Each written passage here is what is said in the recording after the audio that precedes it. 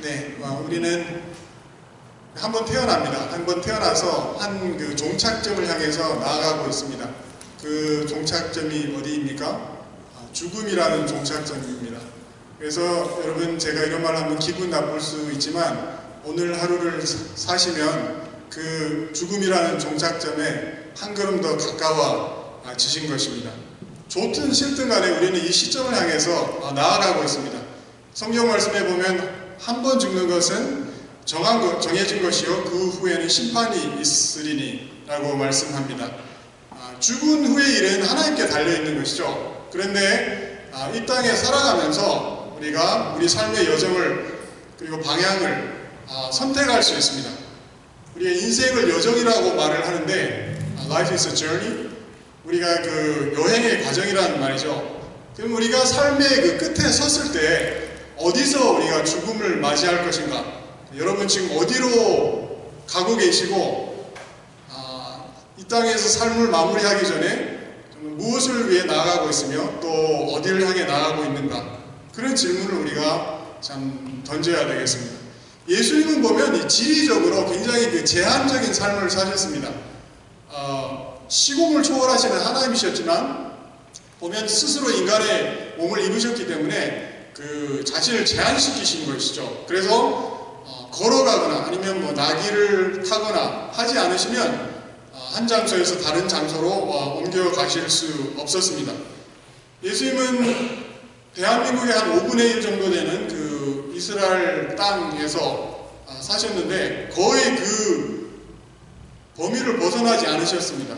그래서 보면 이제 평생 동안 어렸을 때 참 태어나자마자 애국으로 내려간 것을 제외하고는 한 반경 한 80km 정도 이 정도 범위를 벗어나지 못하신 것 같습니다.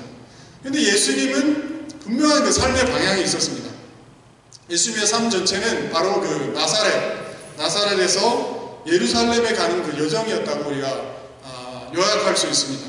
그래서 그 가는 여정 가운데 치유하시고 또 회복시키시고 용서하시는 그런 사역을 감당하셨습니다.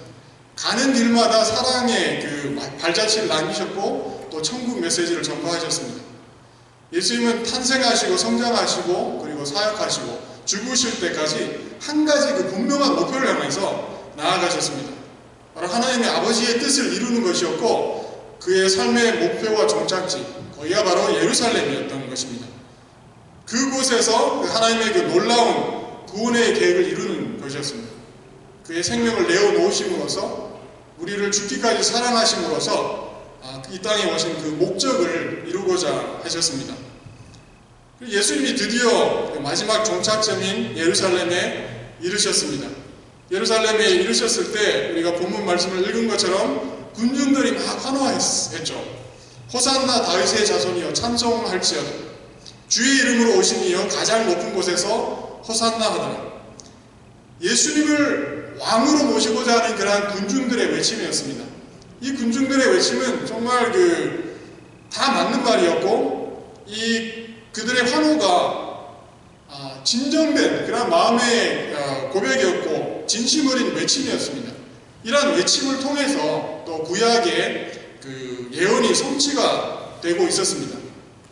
그런데 문제는 뭔가 하면 이 군중들이 예수님께서 이루시고자 기대했던 그 왕국하고 주님이 실제로 걸어야 했던 그 길이 판이하게 달랐다는 것입니다. 예수님이 이루고자 하셨던 그 왕국은 그 로마의 통치에 대항해서 세워지는 어떤 편협하고 지역적인 그러한 왕국을 세우시려고 했던 게 아니라 바로 그 전 인류를 구원하시고 전 인류에게 나누어질 하나님 나라를 세우고자 하셨습니다. 예수님이 이루시고자 하셨던 왕국은 부리고 군림하는 그런 왕국이 아니고 섬기고 내어주심으로써 세워지는 그런 왕국이었습니다. 그리고 고난과 십자가를 통과해야만 세워지는 그런 왕국이었습니다. 그래서 우리는 예수님이 예루살렘에 들어가기 바로 직전에 제자들에게 주신 가르침에 대해서 주목할 필요가 있습니다. 예루살렘에 들어가기 전에 그 때가 가까워졌습니다. 제자들의 마음도 이렇게 막 동요가 시작됩니다. 굉장히 실질적인 그런 생각을 하게 됩니다. 너도 나도 한 자리씩 해야지. 그런 인간적인 어떤 야심이 마음에 생기기 시작합니다.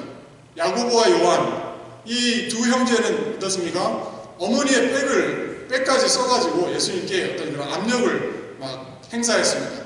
어머니를 통해서 한 자리씩 다 해달라고 부탁을 합니다. 그리고 제자들은 누가 더 높은 자리에 앉아야 하는지 그걸 놓고 서로 다투고 있었습니다. 그래서 예수님께서 그들에게 미리 이제 가르침을 주시는 것이죠. 그 20장 말씀을 보면 18절 말씀에 20장 18절 말씀에 보면 이렇게 나와 있습니다. 보라, 우리가 예루살렘으로 올라가노니 인자가 대제사장들과 서기관들에게 넘겨지매 그들이 죽이기로 결의하고 이방인들에게 넘겨주어 그를 조롱하며 채찍질을 하며 십자가에 못 박게 할 것이나 제3일에 살아나리라. 죽으실 예수님에 대해서 말씀을 하시는 것입니다. 그리고 25절 말씀 보면 예수께서 제자들을 불러다가 이르시되 이방인의 집권자들이 그들을 임의로 주관하고 그 고관들이 그들에게 권세를 부리는 줄을 너희가 알거니와 너희 중에는 그렇지 않아야 하나니 너희 중에 누구든지 크고자 하는 자는 너희를 섬기는 자가 되고 너희 중에 누구든지 으뜸이 되고자 하는 자는 너희의 종이 되어야 하리라. 인자가 온 것은 섬김을 받으려 함이 아니라 도리어 섬기려 하고 자기 목숨을 많은 사람들의 대속물로 주려 함이니라. 이런 가르침을 주시는 것입니다. 너희들이 생각하는 그 길하고 내가 가는 길하고 전혀 다르다는 그 말씀을 주시는 것이죠. 너희들이 나의 제자라면 나의 가르침을 따르고 내가 가는 길을 따라와야 한다고 예수님께서 말씀을 하십니다. 제자들이 전혀 가르침을 깨닫지 못했습니다. 실제로 그 예루살렘에 이렇게 딱 들어가니까 어땠습니까? 기대했던 대로 군중들이 막 열렬한 환호를 하고 있었습니다. 제자들의 마음이 얼마나 참 들뜨고 흥분되었겠습니까? 예수님의 그 가르침은 온데간데 없이 다 사라지고 이 군중들의 환호 속에 파묻혀서 야, 이제는 됐구나, 이제 고생 다 끝났다, 누리고 군림하는 일만 남았다, 뭐 그런 생각이 들지 않았을까 생각해 봅니다.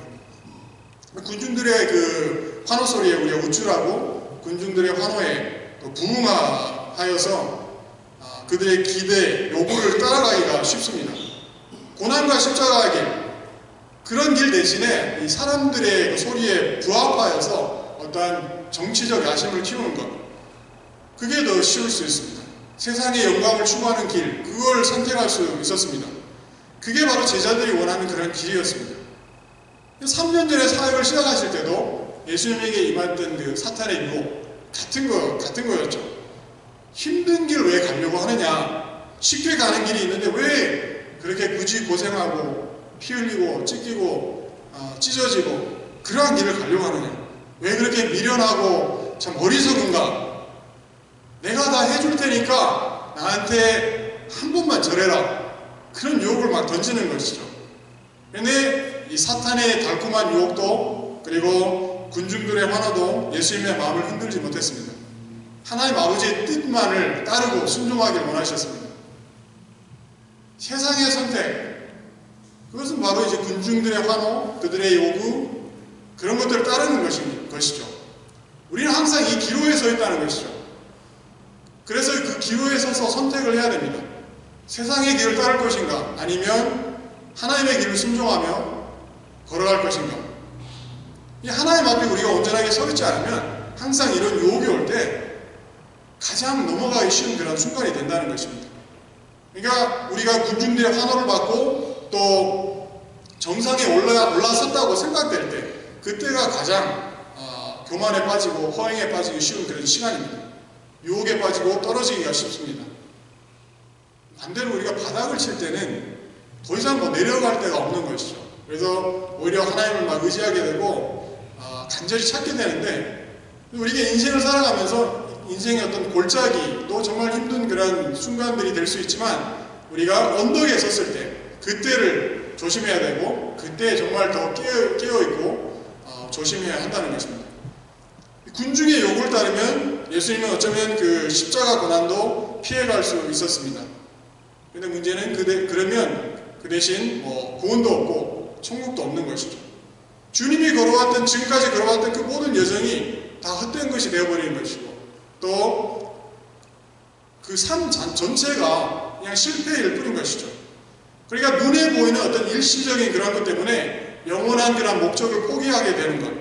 이게 정말 어리석은 일인데 사람들은 너무나도 쉽게 눈에 보이는 것 때문에 가야 할 길을 돌아서게 되고 중도 하차하게 되는 그런 경우를 많이 보게 된다는 것입니다. 우리 한국 사람 정서 중에 이런 그 정서가 있죠. 좋은 게 좋은 거다. 덮어주고 대충 넘어가자. 이런 정서가 있습니다. 그런 가운데 어떤 타협과 비리가 이루어지기 쉬운 것이죠. 예수님께서 만약에 이 군중들의 환호 속에서 어떤 실용적인 선택 그리고 타협하는 그런 선택을 하셨다면 바로 그 다음 장면에 예수님의 그 행동이 나오는데 그런 행동을 하기가 대단히 힘든 것이죠. 어떻게 하셨습니까? 성전에 들어가고 나셔서 예루살렘에 들어가시고 나셔서 성전을 다 뒤집어 엎어버리는 것이죠. 말씀에 기록된 바 내 집은 기도하는 집이라 일컬음을 받으리라 하였거늘 너희는 강도의 소굴을 만든도다.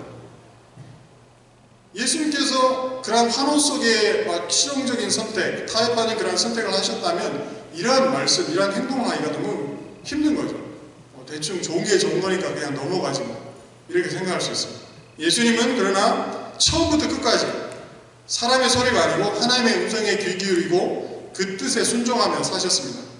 예루살렘을 향해서 한결같이 나아가셨습니다. 십자가의 길을 묵묵하게 걸어가셨습니다. 여러분, 우리는 지금 어디에 서 있습니까? 그리고 어디로 가고 있습니까? 나는 도대체 무엇을 위해 살고 있는가?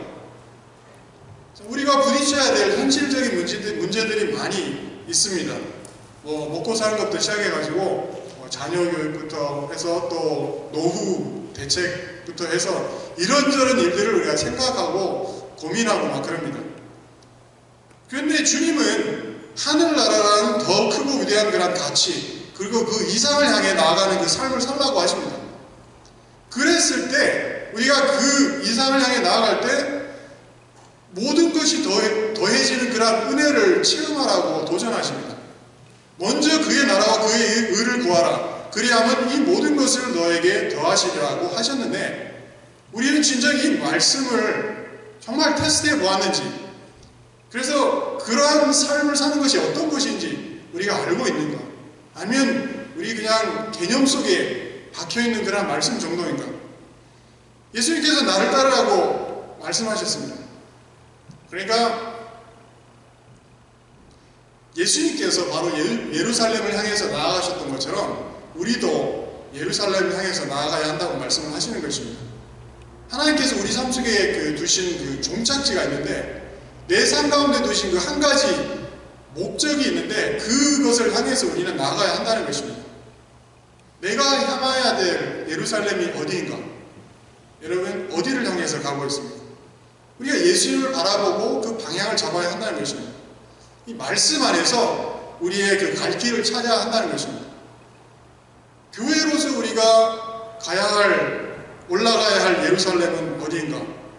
우리가 밴쿠버 시온교회로서 이렇게 있는데 시편 50장 2절 말씀에 보면 온전히 아름다운 시온에서 하나님이 빛을 비추셨도다.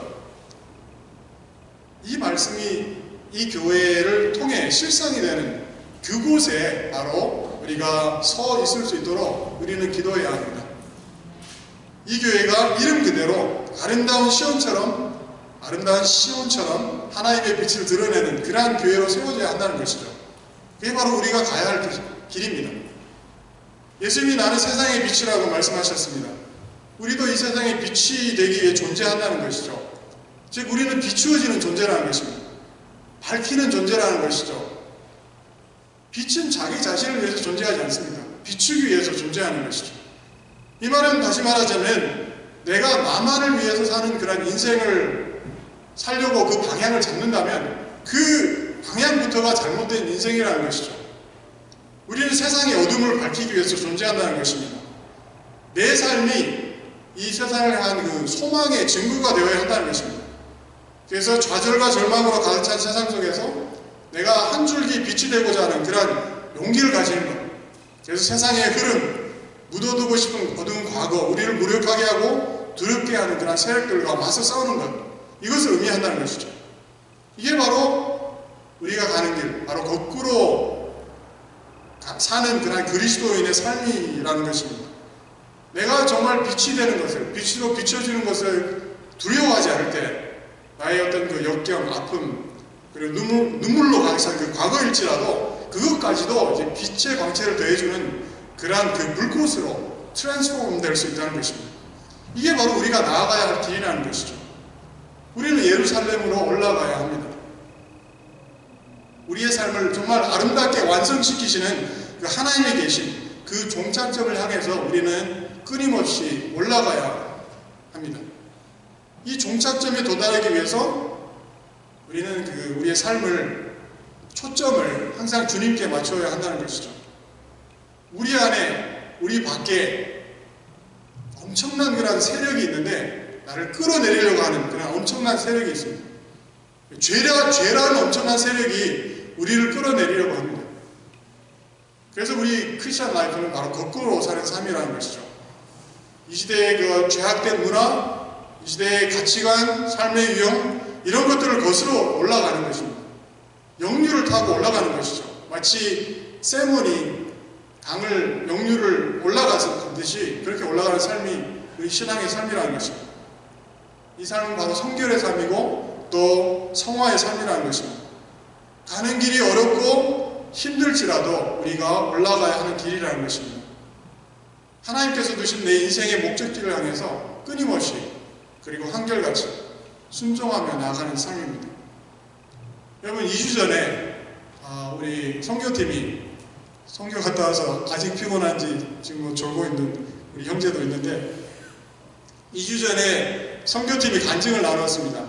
우리 한동 형제도 간증을 나누고 이제 다 간증을 나누었는데 4명이 나눴죠. 4명이 나누고 그 다음에 한 사람은 간증을 안 나누는데 혹시 여러분 궁금하시면 그 교회 웹사이트로 가시면 간증문을 다 보실 수가 있습니다. 근데 그 중에 우리 그 한 학생이 간증을 나눴죠. 그 중에 이런 대목이 있습니다. 제가 그대로 옮겨보겠습니다. The past and present experiences from the mission trips gave me a new purpose and a new vision. I have the dream of becoming a dentist for the First Nations. I'm also hoping to be a Sunday school teacher for the kids at the reserve. 예, 누가 한 말이라고는 제가 말하지 않겠는데 그런 선교 여행을 통해서 정말 새로운 어떤 삶 목적과 그런 비전을 가지게 됐다는 것이죠. 그래서 자기는 이제 원주민들을 위해서 덴티스트가 되겠다 이런 꿈을 하나님께 주셨다는 것이죠. 그리고 이제 그 학생들을 가르치는 주일학교 교사가 되겠다는 그러한 그 꿈을 그 간증에 적었습니다. 제가 이런 간증을 보면 좀 부러운 그런 마음이 있습니다. 왜 그런가 하니까 저는 고등학교 그리고 대학교 들어가서도 정말 삶이 뭔지 막 방황하고 또 정말 그 삶에 왜 살아야 되는지 그런 가치를 발견하지 못했기 때문에 영혼의 어떤 그런 그 외로움 그리고 방황 속에서 흘려버렸던 그런 시간들이 많이 있는 것이죠. 그러한 세월을 생각하면 내가 왜 그렇게 세월을 그냥 버려버렸을까 그런 안타까움이 있습니다. 하나님께서 긍휼을 베푸셔가지고 제가 이렇게 서 있는데 어쨌든 이러한 그 간증을 할 수 있다는 것 그래서 내가 가야 할 길을 알고 그 길을 달려갈 수 있다는 것 그게 얼마나 참 아름답고 귀한 것이겠습니까?